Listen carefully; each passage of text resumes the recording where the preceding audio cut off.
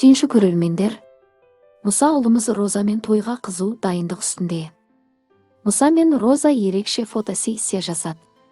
Сонымен қатар love story түсірді.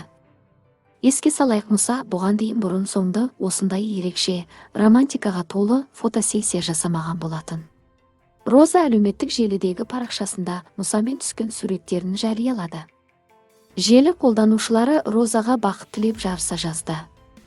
Бақытты болыңдар жандарым, той күтеміз. Тезірек той болсын. Бақытты болыңдар. Ең бастысы бір-біріңді сыйлап бақытты болсаңдар болды. Махаббат символы болдыңдар. Романтиканың көкесін көрсетіп жүр Мұса. Жарайсыңдар, бақытты болыңдар. Тезірек той болсын, деп жазды көрермендер. Иә, Мұса шынымен тойға қызу дайындық үстінде. Мұса мен Роза қызымыз бақытты болсын.